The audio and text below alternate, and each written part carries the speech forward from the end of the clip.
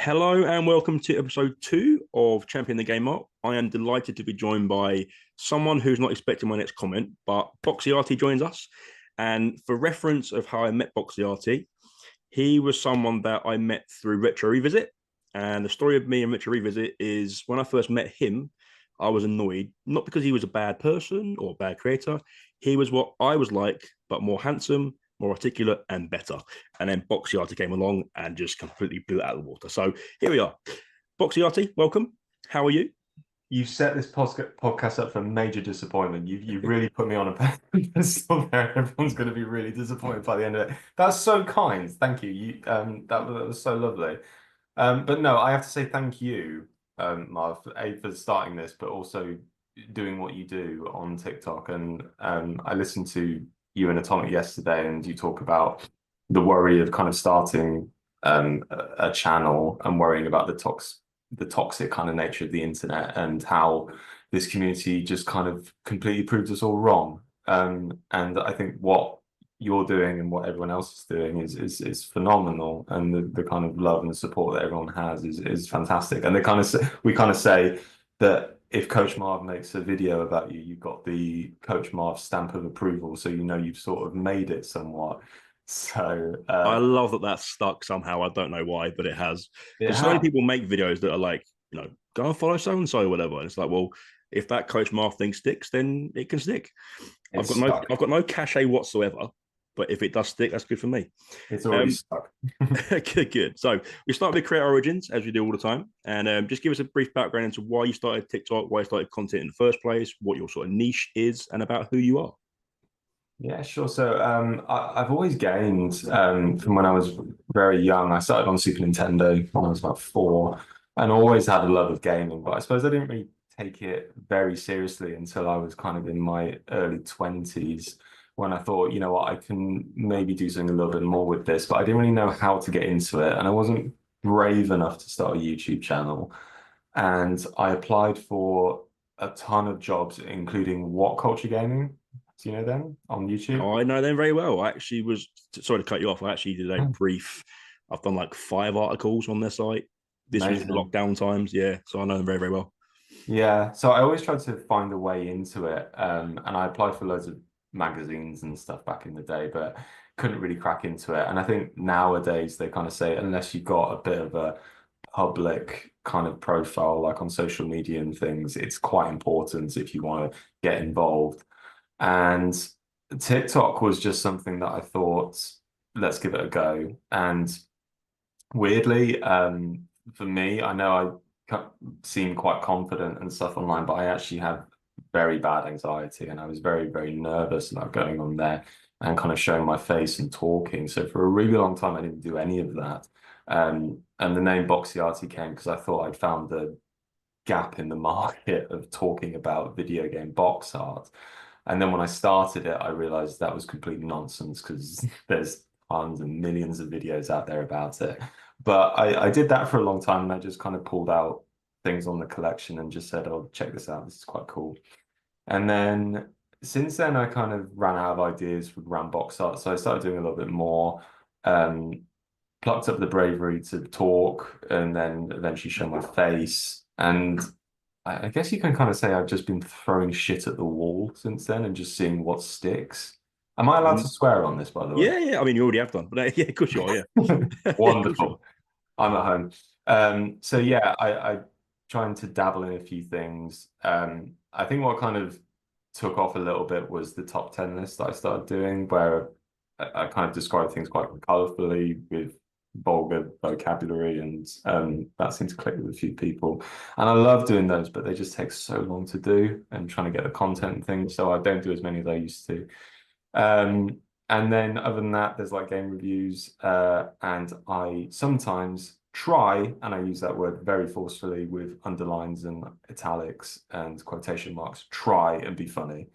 And sometimes hits and it sometimes doesn't. But I'm having fun. And it's really kind of brought me out of my shell. And I've met an amazing community on here, such as yourself and other people. And what's weird is that you think of the internet as such this massive place where everyone's just bumbling around and bumping into each other. But this community that we found is, it's almost like a little family. It's amazing. We all kind of know each other, and we're getting to grips and understand how everyone clicks and things, and that's amazing. And I never really had that kind of growing up. I didn't have many friends who were into gaming as much as I was.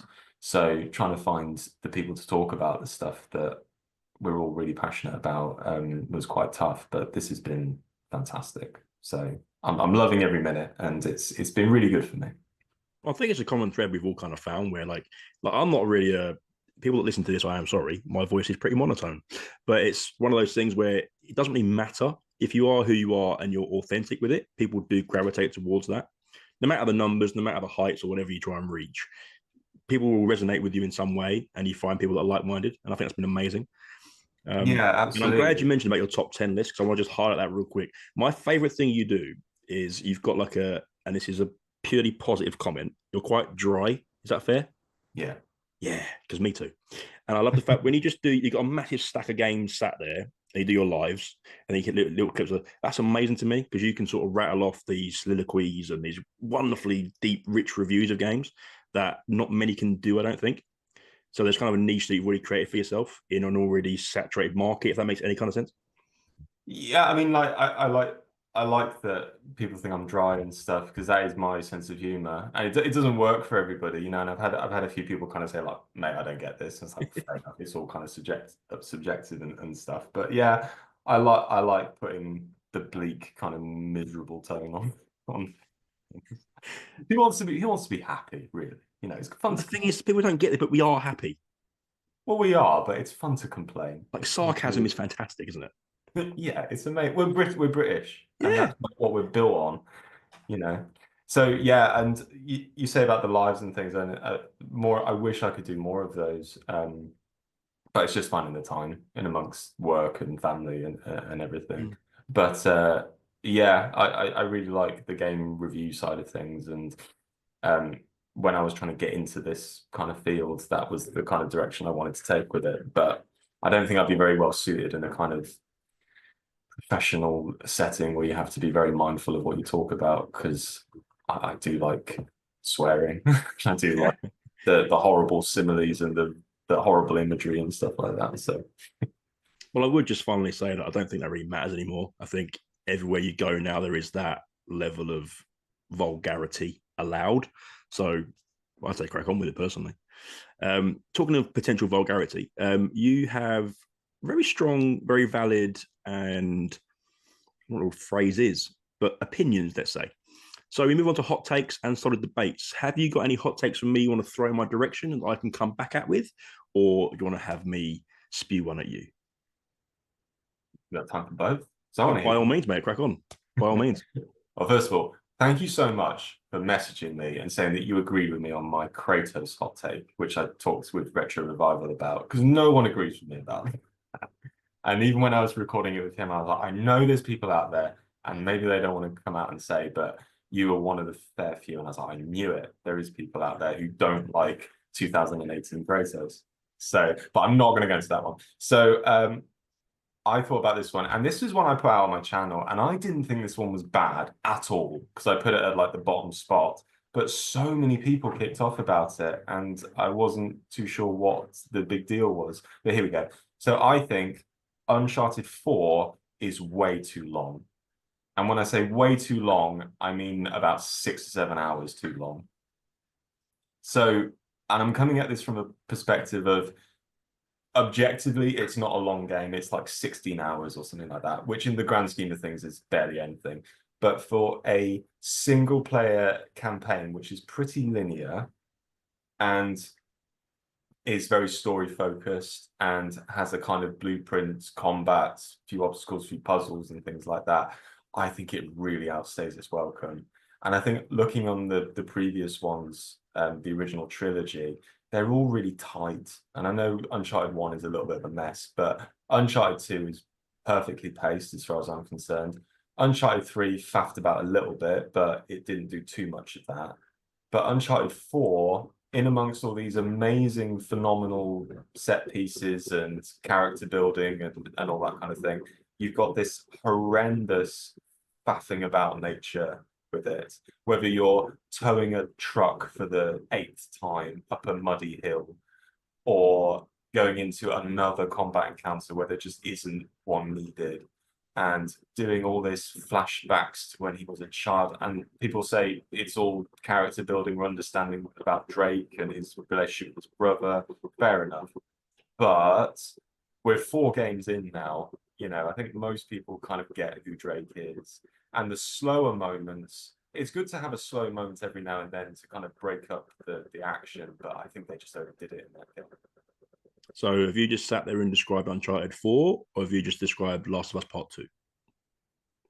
I mean, if you want to get into that as well, I could take the exact same argument and throw it into that. Yeah, Last of Us Part 2. I thought that game was going to end about 4 times, and then it just kept on going. It wouldn't die. It was like a, roadkill that wouldn't put itself out of its misery. I've had it for about a month, and for full context, I mean, people might know this, but I played Last of Us Part 1, and I adored it. I'd never played it before, and I blitzed through it. It was the first game for a long time that I actively wanted to sit down in my chair and play more, being out of work and wanting to get home and play it.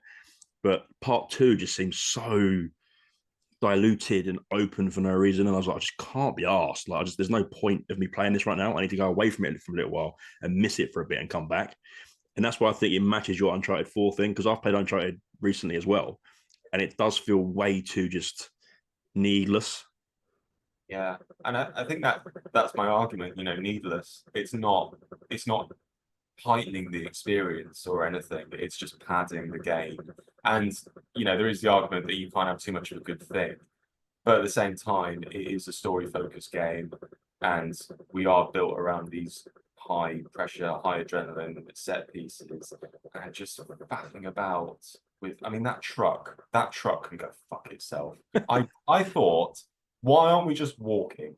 Because every 2 minutes we're up against an obstacle and we have to spend 10 minutes trying to get ourselves out of it. It'd be quicker to walk the damn thing. You say about winning or maybe walking instead of a truck. That's almost the exact counter argument for why I don't like Red Dead 2. Because I've never got past the opening of Red Dead 2 for that reason. I'm not walking through 15 hours of snow just to get an open world. It's not happening. But I guess on a hot take scale, I would take that as a minimal one for me personally, because I do actually agree with you. And it's kind of annoying because I really enjoy Uncharted. I never actually played it much before this year, I guess. But coming on to 4 quite quickly, having played the first games recently, I am completely with you. So I'd be interested to know what people think about that, because, again, I agree.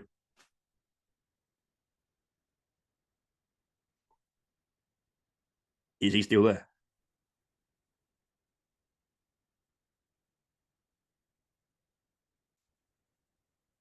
Is Boxy Arty still there? Is the question.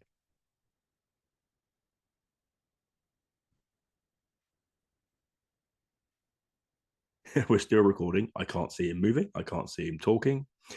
I'm just filling airspace.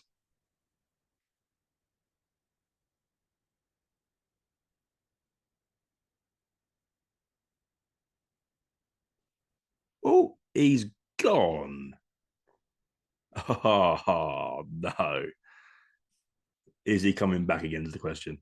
Or is the little one just decided to say no, bugger, I'm going. I'm doing it myself.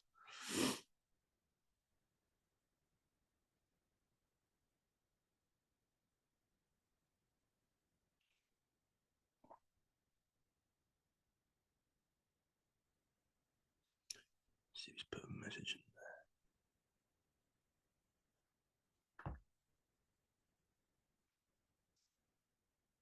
there. Ooh, he's back. No idea what happened there. Do you have like the 40-minute limit? No, I've got the workplace subscription thing. So should be fine. Oh, fair enough. Okay. I didn't touch anything, so God knows what happened there. Sorry. No, you just went. Yeah. That's your clip. So what was the last thing you heard? You were talking about Red Dead, the snow. Yeah. So I'll just sort of feel back to that and go through. So I was just going to finish by saying that the whole Red Dead 2 thing of going through the snow and needing a truck to get through it would have been nice, because I'm not playing Red Dead 2 ever again because it's just too long. And then the fact that I just agreed with you in terms of the Uncharted 4 thing, because I played Uncharted recently and then come back to it now, it's a bit too bloated. And the fact I'd be interested to hear what other people say about it, because Uncharted is obviously a really popular franchise. And when you, I say dog on something, but you don't necessarily prefer it as a perfect thing, people do get a bit uptight about it. So I guess we'll see.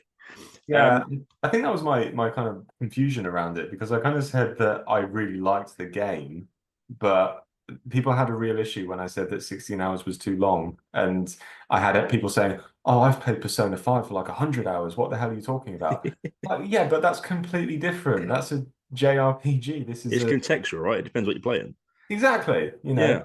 But people, it really wound people up. So yeah, I'm really interested to see what other people think about that one. Okay, so we move on to our next section, which is coaches' questions. I pull out three or four questions from my coaching page videos and just throw random questions at you, game related.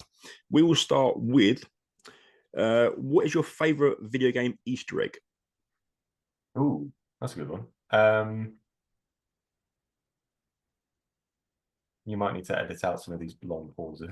That's fine. As That's okay. ever, I can just tell the listeners and tell yourself, if anyone's ever struggling on these on the spot questions, I do have stuff that I can throw you as examples to sort of spur memory a little bit, or we can go from there. I did like the Silent Hill 2 remake where they have a lot of nods to the other Silent Hill games in that. I thought that showed a lot of care and a lot of love. And I have overall positive feelings about the game, but I don't think it's as good as the original. But I could tell that Blooper Team really put their heart and soul into that from those little kind of nods where you can see like the toy from Silent Hill 3 and the bunny on Silent Hill 4. And it kind of gives nods to Walter Sullivan, who's the villain in Silent Hill 4. So I really liked some of those.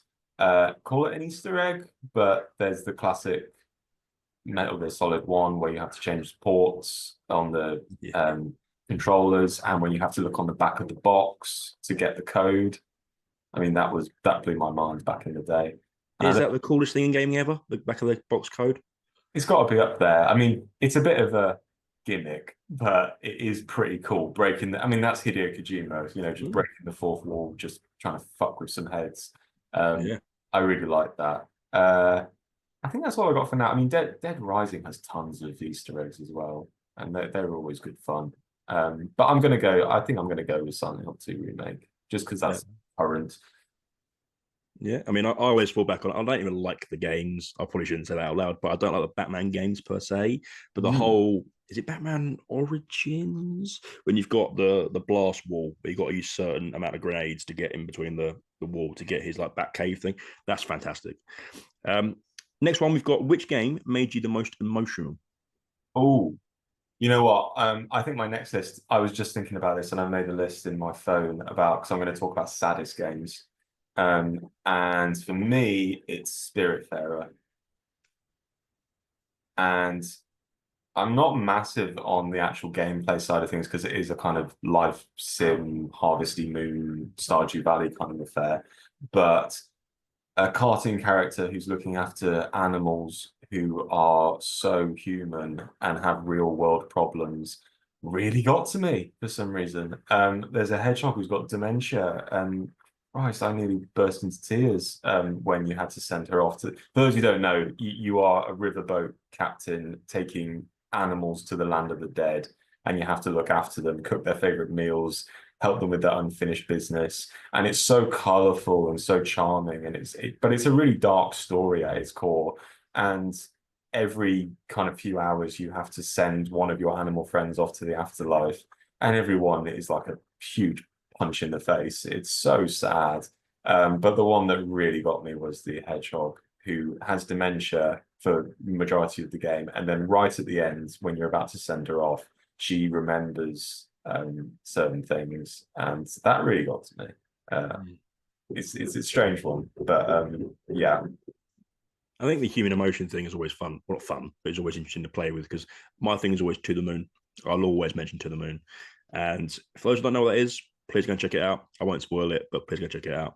I haven't played that. What's To the Moon? So To the Moon is basically a story of, so that you can get on the Switch now. It's basically a story of a man and a wife who both have dreams of going to space. There's like a space mission, NASA-esque type, company. And she dies. So he then can't do that with her. As he gets older, he's still got the same dream, and then he meets a laboratory person that can tell him you can have your memories erased and start again and still have your chance to go to space. So he does that, and it's spoilerific, but I'll do it anyway. Having had his memories erased, he actually meets her at space school, and they Okay. go off together at the end, and it's just the most wickedly wild, emotional roller coaster you've ever played, and I just think it's fantastic. Really? That sounds really good. It's only quite a short game, but it's like one of those like quick punch to the faces, like you just mentioned there, just over and over again. There's always a next mission or next part of it, just gives you an extra. Oh, that. You know what I mean? It's just you go through his life with him quite quickly. I like the sound of that. I also thought about What Remains of Edith Finch, and I put that in my notes because there's that one bit where you're playing as a fishmonger or something, and you've got the most monotonous job on the planet, cutting heads off fish, and the guy escapes into a kind of fantasy world where he's a pirate and he's traveling and he's exploring the world because he's trying to escape how bored he is in real life. And then at the end, you find out he tops himself because he just can't deal with the monotonous kind of grind anymore. And that really got to me as well. I mean, that whole game was pretty depressing, but that one moment was interesting. And I love what you said about that game that you were talking about, because it just shows that gaming is such a rare medium to try and convey some of these stories, and it's so engaging, and it really puts you in people's shoes, and you can really feel the weight, the emotional kind of ties of the characters a lot better than in, say, film or music. As I say, it's an interactive way of watching a movie sometimes. And Yeah, you don't need the perfect visual, you don't need the perfect graphics or textures. Just if you can feel something because you're playing through it, I think, like I say, it's a completely rare medium. yeah, no, fantastic. So we'll go one more real quick one. What is a minor thing in a video game that annoys you? I call it the wanking wrist. I talked about retro revival, and LA Noir is the worst one for this. When you pick up something and you have to examine it, and you twizzle it around on your little wanking wrist, trying to find the good spot, that can go fuck itself. I think that is the biggest waste of time and padding in gaming altogether. And LA Noir is the most guilty for it. But I know Resident Evil and Silent Hill do it as well. But at least every item, for the most part, in Silent Hill and Resident Evil is useful, and you can take it with you. Whereas LA Noir just wants to waste your time. It makes you pick up like beer bottles and bits of newspaper, and it's completely useless. And you have to just spend 10 seconds twizzling it, wanking it off, and then it says, "Oh no, this is completely useless. Move on." Well, you just wasted my time then, haven't you? And Yeah. Retro said in a kind of counter argument, would it be better if you could take the items with you? And I think it would, because then at least you have the critical thinking to wonder whether it is useful or not. And there's actually a purpose to it. But in LA Noir, it was just there to waste your time. That's fair enough. Okay. And so I could throw one more at you, but I think I might save that for another date because I think it's quite poignant.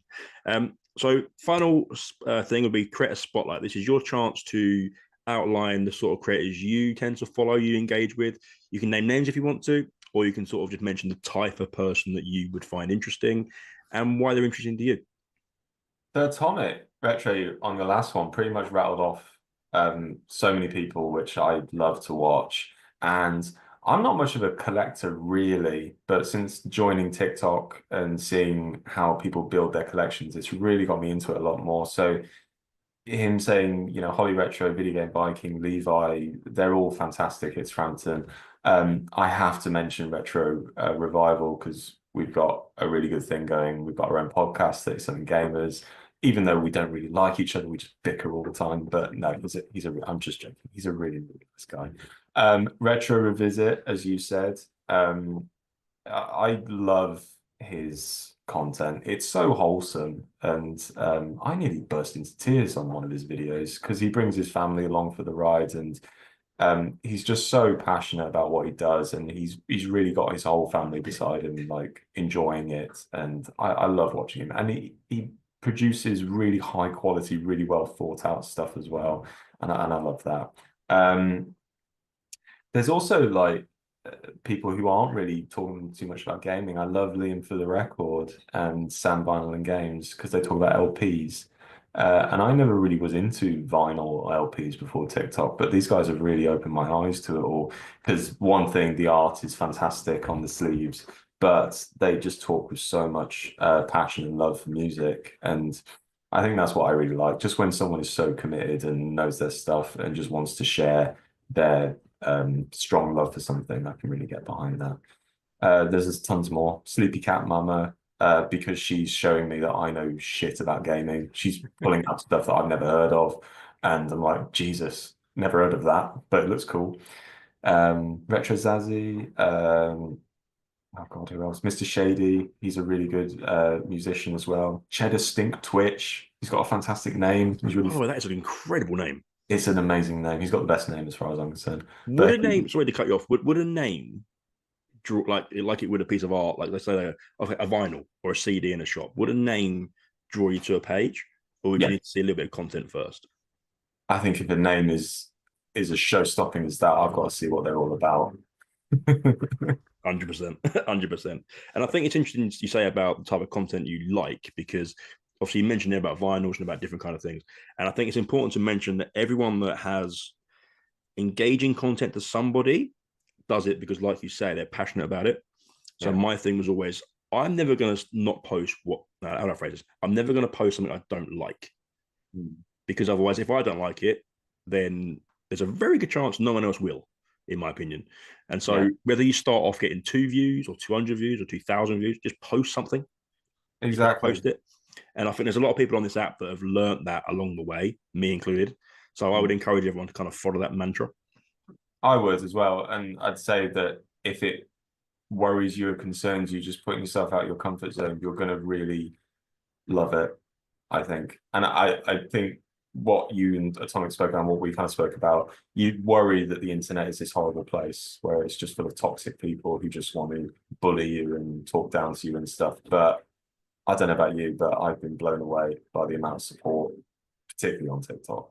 And yeah, just go for it, and you'll gain more confidence with every single video. It's all got to start somewhere. Well, in my case, twice, because I Yeah, I lost but my you know page, what? didn't I? So that goes to show that if you just do something for the love of it, people will like it.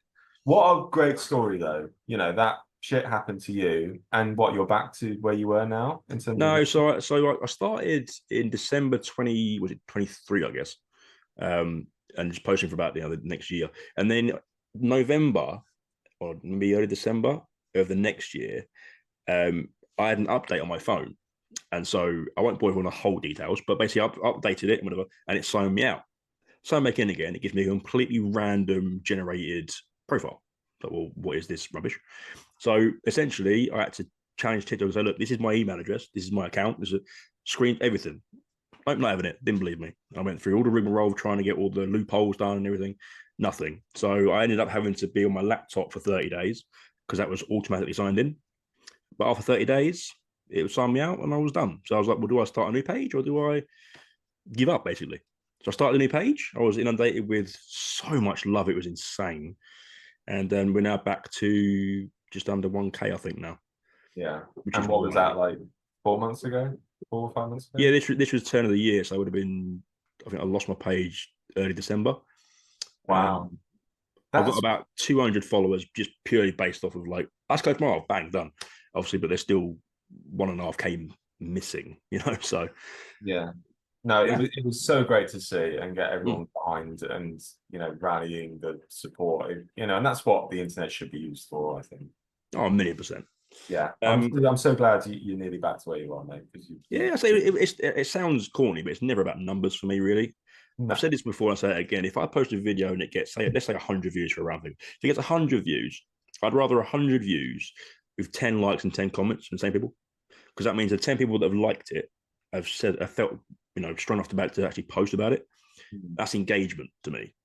I Yeah. don't need X amount of follows just because there's a bot following me. I'd rather have less numbers, with more engagement. That's always been the way.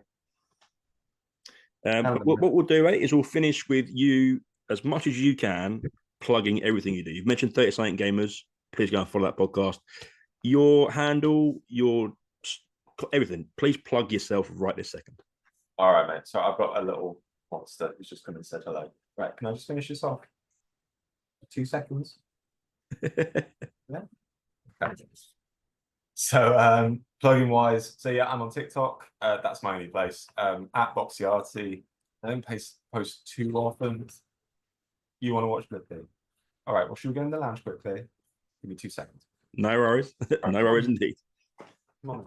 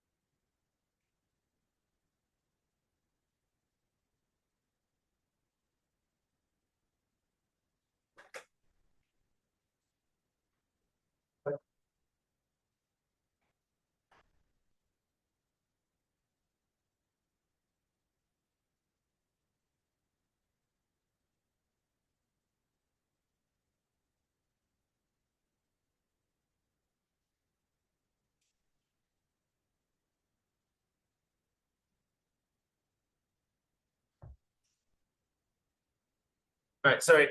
Plugin wise, so yeah, I'm on TikTok at Boxy Arty. I maybe should try and branch out a little bit more. YouTube, maybe do Twitch or something like that. But for now, I'm just on TikTok. And recently, me and Retro Revival have just started our own gaming podcast, 37 Gamers. We try and release an episode every 2 weeks or so. But we talk about hot opinions. We steal a lot of ideas from TV shows like Room 101, Desert Island Discs. So yeah, we've got an episode coming out next week, hopefully. Yeah, check it out. It's on it's on Spotify, Apple Music, Amazon Music as well. So yeah, check it out.